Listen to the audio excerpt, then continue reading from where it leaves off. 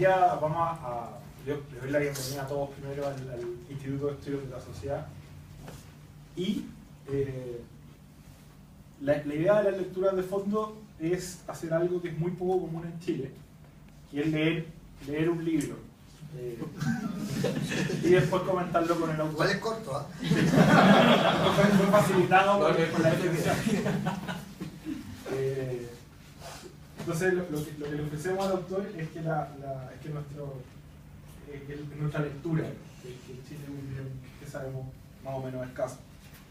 Y hoy día nos interesó mucho reunirnos con Rafael a comentar este libro, porque es un libro que dialoga muy bien con la época que nos toca vivir y sus afanes ¿cierto? de pureza, o de búsqueda de la pureza en distintos ámbitos, o de la eternidad, digamos, una especie de atería, si uno quiere, de nuestra época, que está muy bien retratada, muy bien diagnosticada y diseccionada, digamos, en este libro, que parte, ¿cierto?, comentando sobre el mal y el problema, lo brutal que resulta la belleza, en su acepción más clásica. Luego entra con la muerte, después con la transparencia, o la transparencia política, y luego entra directamente al tema de la inocencia.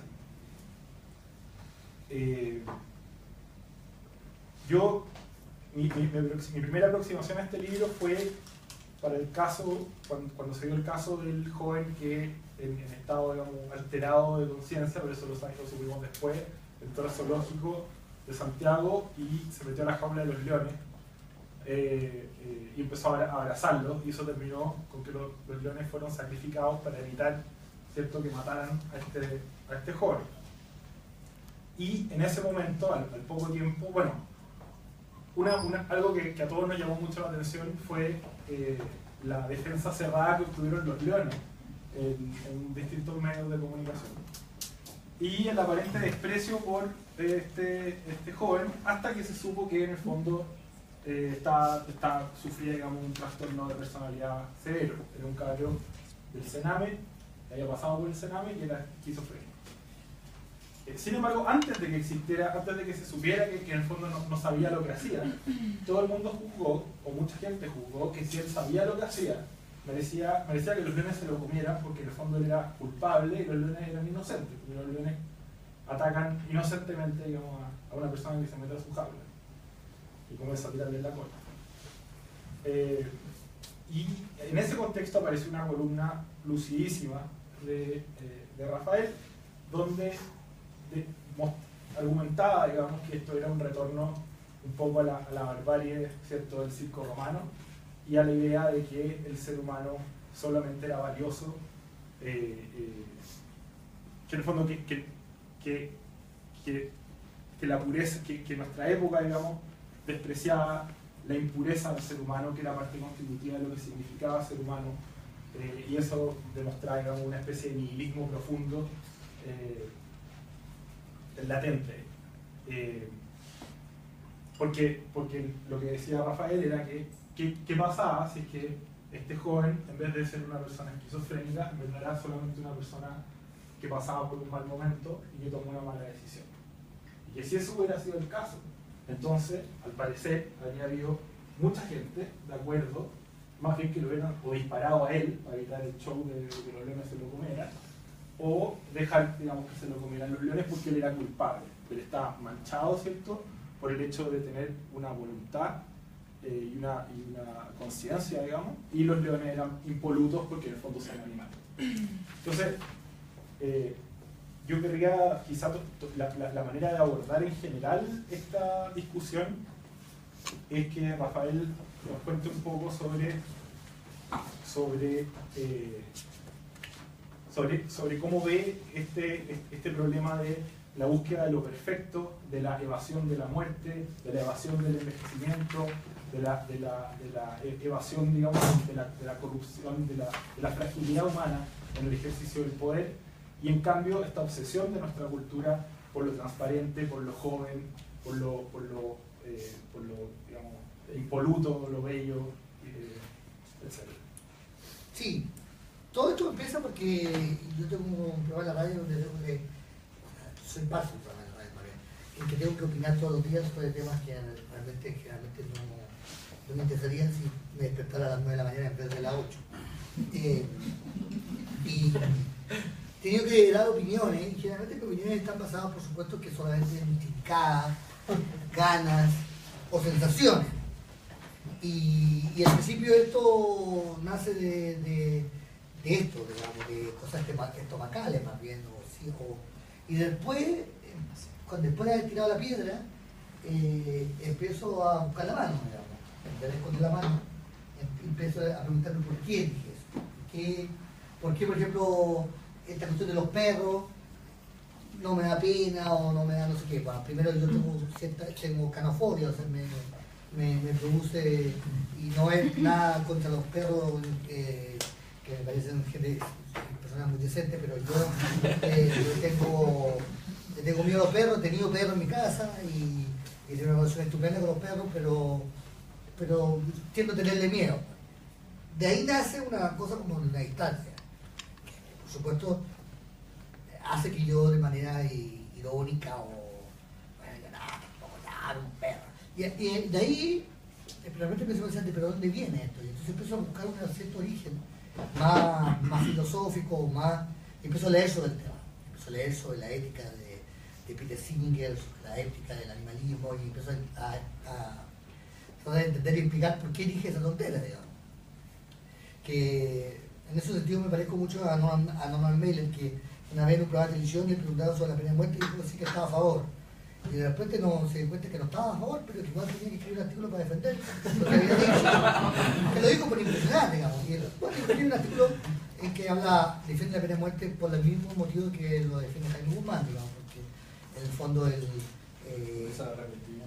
el asesino quiere, conoció a varios condenados a muerte que lo único que pedían era ser asesinados y que en el fondo era una crueldad innecesaria, bueno, pero hay una explicación complicada. Pero bueno, a lo que voy, entonces, en este caso de los perros, o varias cosas, casos así, nace todo de un prejuicio, de una idea absolutamente personal, instintiva, que luego se cristaliza busco argumentos, a veces no lo encuentro, pero otras veces sí lo encuentro. Por ejemplo, en este caso preciso de animalismo, encuentro toda una ideología que se llama el posthumanismo, que nació en Francia después de que Sartre escribe un ensayo que se llama El existencialismo es un humanismo. La generación que viene después de Sartre dice, ¿sabes? Lo que debemos romper es con el humanismo. O sea, el humanismo ya dio su fruto y ya no existe. Y ahí nace Foucault, Derrida, y este posthumanismo se traslada desde la izquierda hacia la derecha, digamos, y empieza ni siquiera hacia la derecha, se transforma en un partido político en sí, que es la idea de que el hombre, el ser humano, como constructo cultural, no como especie, digamos, sino que como constructo cultural, está pasado de moda. Es un animal nocivo, es un creador de problemas, es un creador de culpa, es un creador de enfermedades, es una construcción cultural equivocada, errada, o más bien en la visión de Foucault y compañía como pasada de moda. El propio Foucault al final de su vida se da una vuelta carnero en esto y empieza como a reevaluar su poshumanismo, pero ya el mal estaba hecho, digamos. Y eso es terrible de las ideas que por malas que sean, siempre quedan, ¿eh?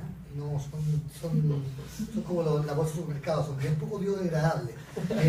Y bueno, entonces empezó a preguntarme por este poshumanismo. Entonces empezó como a pensar qué es lo que hay detrás de ese poshumanismo. Y yo creo que lo que existe es una nueva moral que parece nueva y sin embargo es muy antigua, que es la moral de la feudal, que es la moral medieval.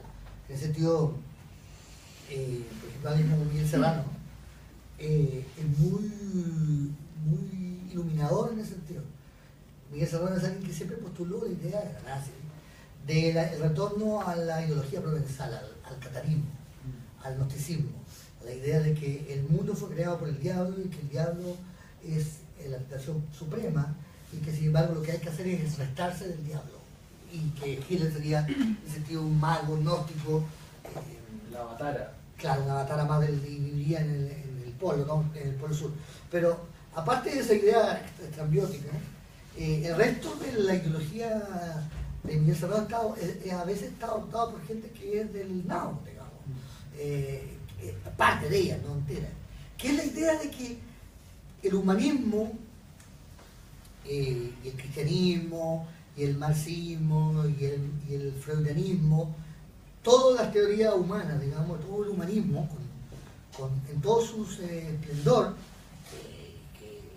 que es el culpable del estado en que estamos. Entonces lo que habría que construir es un posthumanismo. Esa teoría, por supuesto, que muchos de los que van a dejar comida a los perritos no la tienen clara, pero está ahí. Y eso es lo que yo quería atacar en el libro, digamos, preocuparme por eso. Pues yo me preocupo también desde la complicidad. Por ejemplo, cuando encontré la belleza, que el primer de los ensayos, yo ataco algo que a mí me gusta mucho, que a mí me interesa mucho, que es la belleza física, digamos, la belleza sexual, digamos, y que a mí y muchas veces me sorprendo en la radio haciendo juicios que tienen que ver con pero este tipo es muy feo, o esta mujer es muy fea, no puedo hablar, es como así, como muy de Gonzalo Cáceres. Pero a mí me importa mucho el tema de la belleza. O sea, este es un valor que yo reconozco como peligroso y malsano, pero que yo comparto. En cambio, el de los perros he sido, gracias a mi canafobia, liberado de este problema. O sea, ese problema nunca lo tuve, digamos. También me pasa con el ecologismo, que como no me gusta mucho el campo, no he tenido nunca ese problema. No he tenido que separarme. Pero yo conozco gente que sí que ha tenido que ver. Y gente que está como en mi onda, digamos, que dice, ¿sabes qué? Yo adoro mi perro, pero después me razón a ti. Yo no estoy diciendo que haga nada contra su perro, digamos. Pero yo sé que es difícil. En el caso de muchas cosas mías nunca fue muy difícil separarme de muchas. Pero sí con la belleza, sí, con el arte, con la belleza, con eso sí. Reconocer el fascismo. Porque además este posthumanismo que parece muy nuevo, por eso yo pongo adelante la figura de Miguel Serrano, es la ideología del nazismo. Es el núcleo filosófico importante del nazismo, aparte de su excelencia y su vulgaridad, digamos. Si uno le quita la vulgaridad al nazismo, si uno le busca algo profundo e interesante al nazismo, que es difícil de encontrar, es eso, es la idea de que el humano, es una idea que nació con Darwin, que es la idea que el humano es una etapa del desarrollo y hay un superhumano, un superhombre. En el caso del nazismo se llama el hombre nuevo, en el caso del nazismo de Nietzsche se llama el superhombre, y en el caso del nazismo también es el ario o el hombre perfecto. ¿Y el capitalismo? ¿El empresario? El empresario, sí. Schumpeteriano. Y yo encuentro que el ser humano, el humano mismo, en sus defectos y en sus pasiones y en sus horrores, es el humano, la idea del humano, no el humano Pedro, digamos, Juan, el humano como idea. O sea, yo creo que el humanismo es una idea que yo tengo que estoy volcado a la derrota, pero yo creo que la idea del siglo XVIII en el torno al humanismo no hay nada que la ha superado. Ha habido muchos pensadores después, ha habido muchos profesores, pero lo que Jefferson y Robespierre, cuando pongo Robespierre ahí se pone la cosa más difícil, pensaron, yo creo que ya no encontraron a nadie que supera eso, digamos. O sea, esa idea del humano pero que es una idea, por supuesto. El problema de esa idea del humano, llevarla a la práctica. no, es que esa idea del humano también es una idea, o sea, tampoco es el humano. O sea, cuando yo digo, pucha, tú tienes que ser más humano, la gente no es humana, la mayor parte de la gente no es humana, estoy hablando de un ideal de humanidad. Digamos, yo sé que, por ejemplo, Jefferson y Robespierre y compañía eran ateos, digamos. Sin embargo, yo creo que su idea era profundamente cristiana. Esa idea de la humanidad como un proyecto. Lo que pasa es que se confunden dos palabras, digamos, porque la palabra humanidad como reconocimiento de la especie, puta, el ser humano, si tú me decís cómo es el ser humano, es un concepto humano, digamos. Pero ¿qué es lo que es la humanidad? El humano como idea, no, pues ese humano es un santo. ¿Qué significa esa humanidad? Es como el reconocimiento de que los defectos y pasiones del hombre son buenas, digamos. Ahí hay una diferencia profunda, por ejemplo, que yo tengo... dígame si yo me estoy y estirando, pero con el, por ejemplo, muchos de estos jóvenes ahora son budistas o New Age o Lao Tse, pero que son ideas súper efectivas y atendibles, digamos, pero son todas ideas que toman en cuenta un fenómeno que el cristianismo yo creo que supera, que es la idea de que el budismo dice, si yo no tuviera posesiones, no tuviera pasiones, no me calentara y comiera puras verduras, sería la raja. Y el cristianismo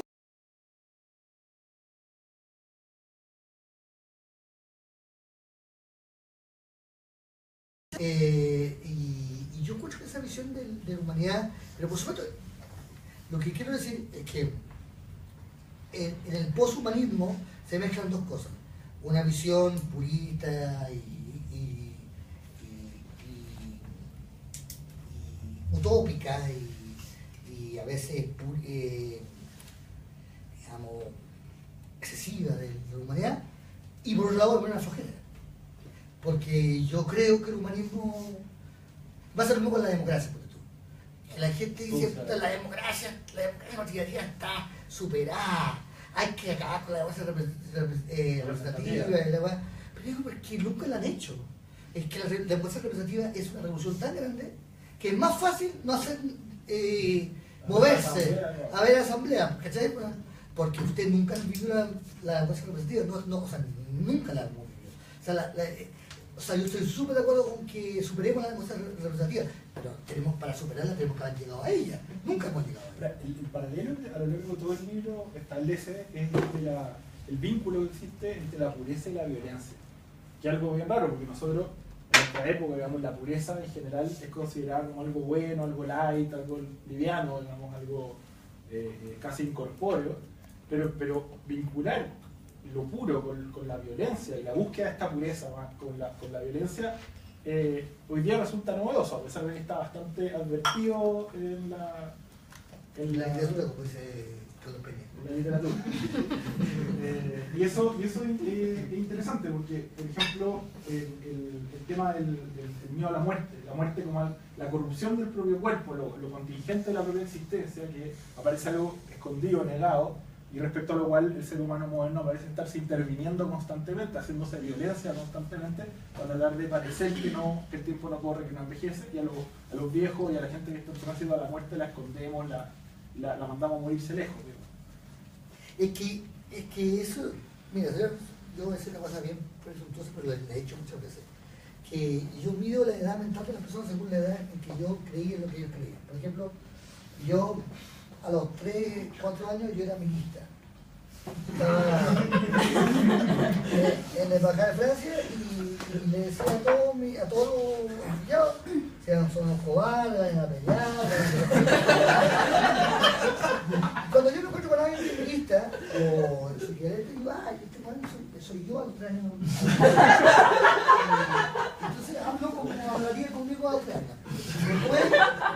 Después fui ecológico, como a los 8, 9 años, y hablo con alguien que es ecológico, y hablo de ecológico, le hablo como cuando yo tenía 8 años de edad mental. Después, claro, a los 10, 12, 13 años te voy a hacer una buena violencia, con el toro, con los lugares de la vaca, ¿Rodeo? No, los mataderos, los rodeos. Tuve ese problema con la violencia y con con la crueldad. Y lo viví, ¿cachai? Tenía 10, 12 años y yo entiendo eso. Y si mi hija, que tiene 9 años, me lo plantea, yo me parece súper natural que me lo plantea. O sea, me parece súper bien que me lo plantea. Me parece que si él no tiene ese problema, es que no tiene 9 años. ¿Verdad? El problema es que si tiene 40 años y sigue con ese problema, me parece que... Ahora, a diferencia de otros problemas, como el budismo, digamos, y otros, la solución del problema no existe. O sea, yo no le puedo decir a mi hija, no, lo que pasa en lo valledor no es cruel. Lo que pasa en el doctor no es cruel. Lo que tengo que decirle es, ¿sabes que la crueldad es admisible? La crueldad es parte de la vida. La crueldad es parte y si tú no matas a alguien, no eres nadie. Y si tú no eres asesinado, tampoco. Simbólicamente, ojalá lo más simbólicamente posible. Pero si tú no admites la idea de la violencia, entonces tú no... No hay parte del mundo. Sí, pero no tengo respuesta.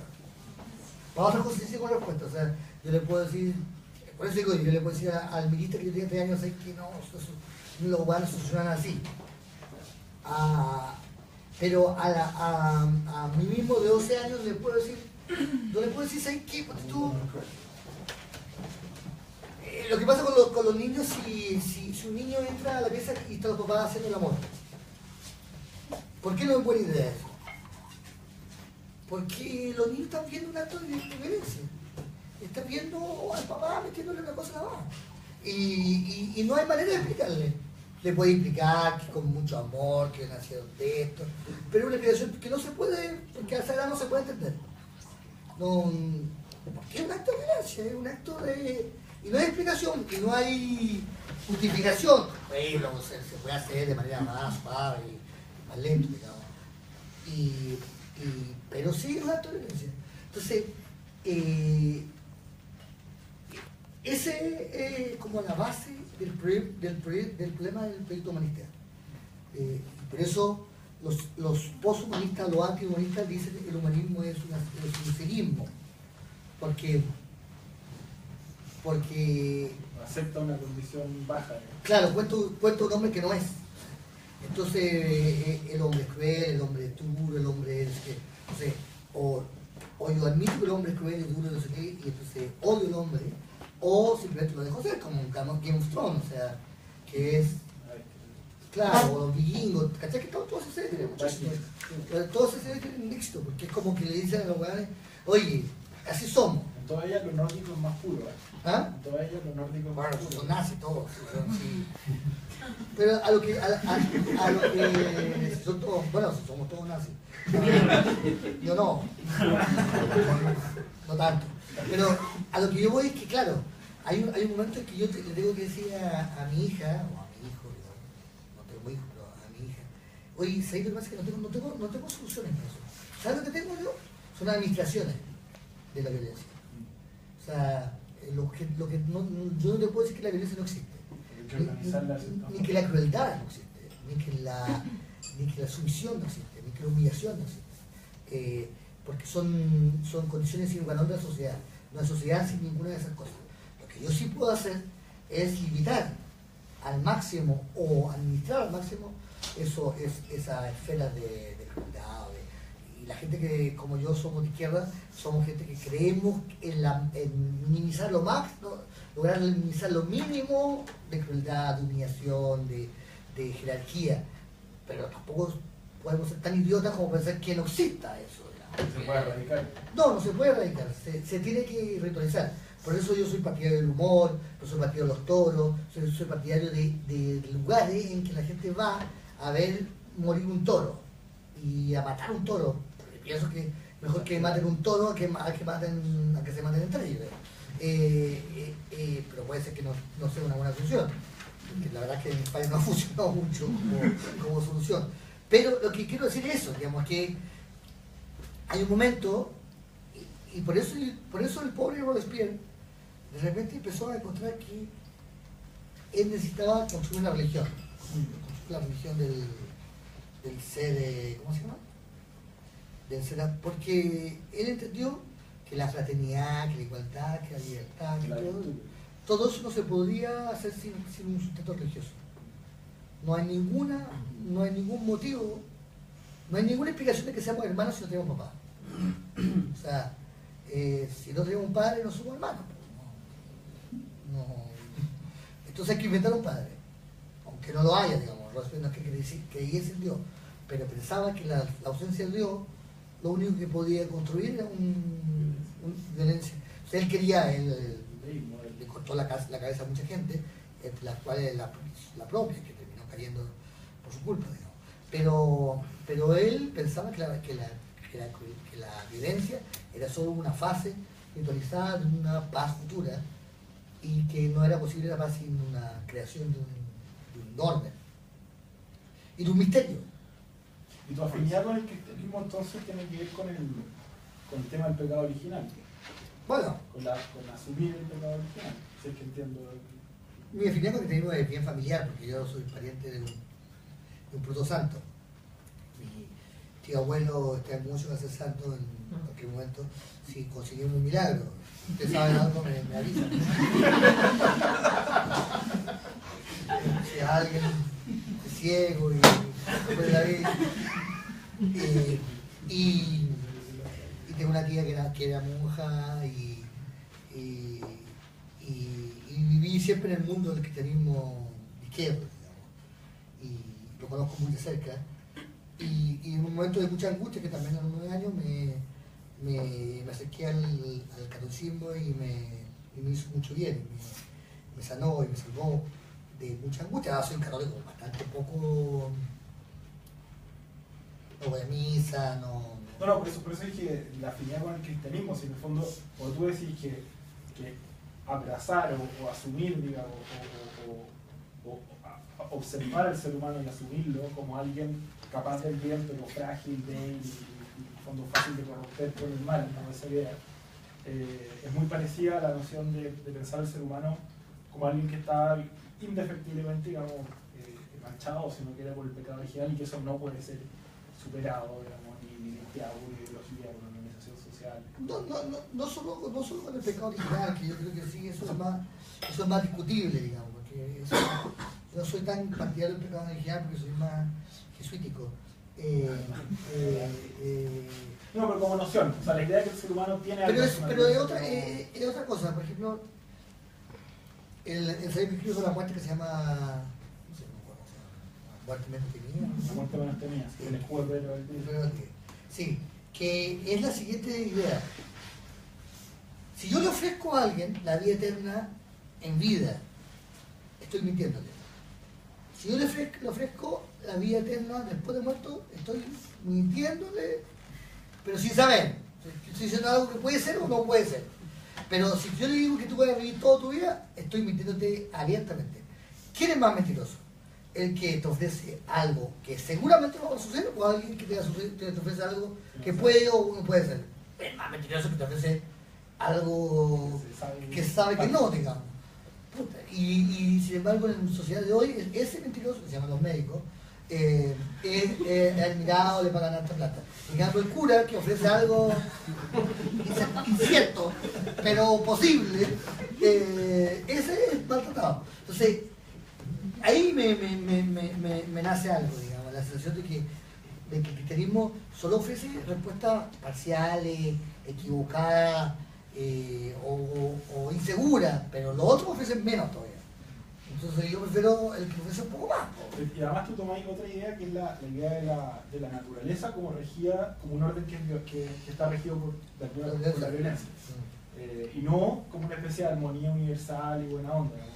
Bueno, es que es la idea del humanismo. La idea del humanismo o de la humanidad es la idea de que lo natural no es igual a lo cultural. Por eso me abisma a mí la pelea que hay ahora entre el Buda de la libertad y el Buda de la diversidad, porque me parece que los dos han caído en el mismo pecado, que es el regreso a lo natural. O sea, los de la Buda de la libertad dicen el hombre y la mujer tienen que nacer un hombre y mujer y tienen que morir como tales. Y el Buda de la heterosexualidad dice, bueno, el hombre, algunas que tienen que nacer un hombre, otras que nacen heterosexuales y otros que nacen... Ninguno dice lo que un humanista dice, que, bueno, yo nací como hombre, pero ese es un dato nomás.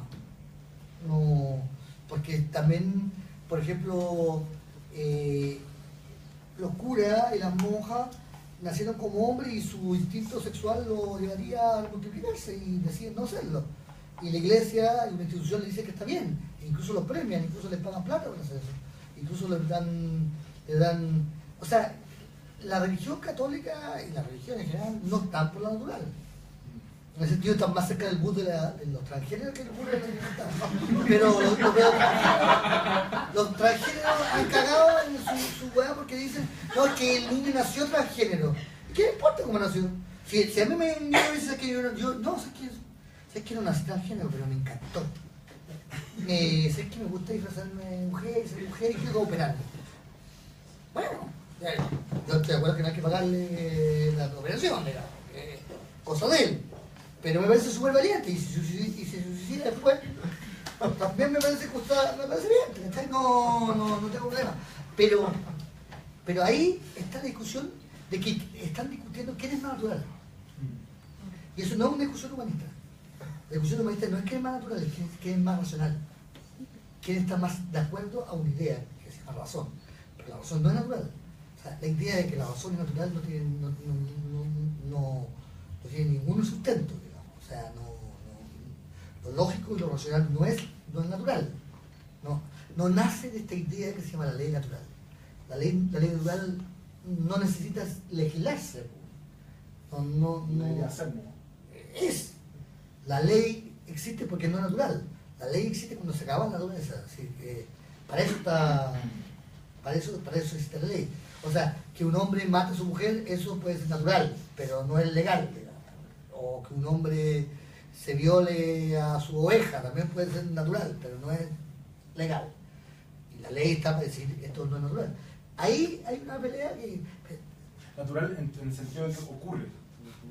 O que es instintivo, o que... O sea, tú podrías probar que este tipo que se viola a su oveja, lo está haciendo porque es un instinto, la oveja está feliz, hubo consentimiento, y bueno, es natural, ¿cachai? Y del año 1000, o sea, el tema de la pedofilia, por ejemplo, es un tema súper delicado. Ha habido gente que ha dicho durante 1000 años que lo natural era hacer el amor con personas que no tenían pelo y ahora lo natural es hacer el amor con gente que tiene pelo. Pero ninguna de las dos cosas es natural, o sea, las dos cosas son naturales, digamos, pero la ley decide qué quiere como... O sea, si yo digo, y yo estoy de acuerdo con eso, que el consentimiento y la racionalidad de dos personas es, pero ninguna de las dos cosas son naturales. O sea, la naturaleza sería como los hechos brutos, ¿sí? Sí. Como las cosas que pasan. O con lo instintivo, gobernado por la fuerza. O sea, si estoy o sea, eso es lo que le pasó a los uruguayos en la cordillera. Lo que hicieron es súper natural. Ponieron La proteína ese compañero.